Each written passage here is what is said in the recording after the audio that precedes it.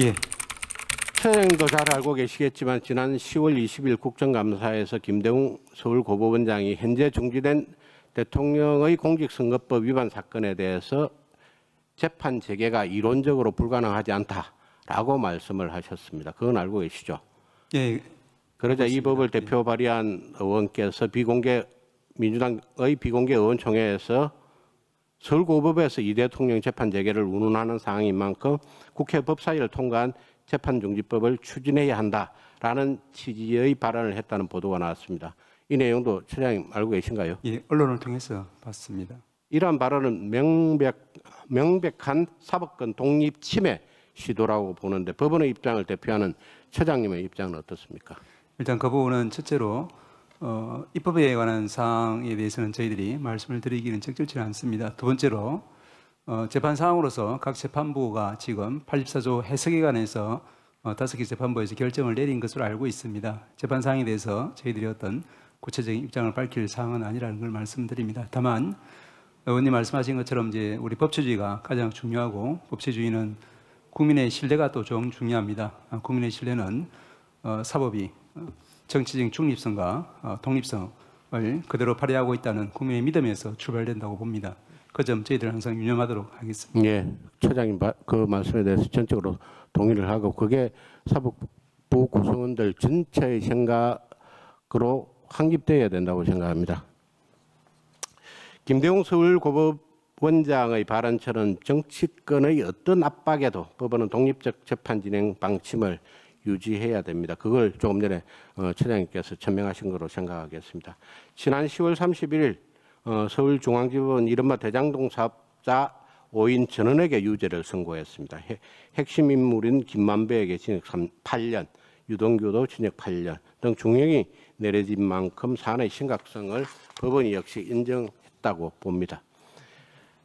대장동 개발 사업의 설계는 제가 한 겁니다라면서 대장동의 수뇌부임을 스스로 밝힌 이재명 대통령에 대한 재판 진행이 시급하다 보는데 결국은 많은 국민들은 눈치 보지 마시고 법관으로서의 소신으로서 이 재판 진행을 해야 된다라는 그런 바람이 있습니다. 처장님의 입장은 어떠신가요? 재판 하나하나에 대해서는 그 진행하는 사항 자체도 역시 재판의 중요한 부분입니다. 심리와 판결 모두가 재판을 구성하는 부분이기 때문에 저희들은 해당 재판부의 어떤 심리 상황 그리고 판단을 존중해 달라는 말씀밖에 달리 드릴 말씀이 없습니다. 앞서 비서실장님께 질문드린 재판중지법, 민주당 내에서도 특히 법률가 출신인 의원들조차도 이게 소위 위헌의 소지가 있다는 걸 알면서도 발의할 수밖에 없었던 이유가 바로 이런 이유이기 때문일 겁니다. 조금 전에 이제 비서실장님께서도 말씀을 하셨는데 헌법 제84조에 따라서 이 소추라는 헌법 제84조의 소추 규정이 공소 제기를 의미할 뿐 재판 절차의 중단까지 포함하지 않는다라는 견해가 있다는 것은 알고 계시죠? 처장님께서도.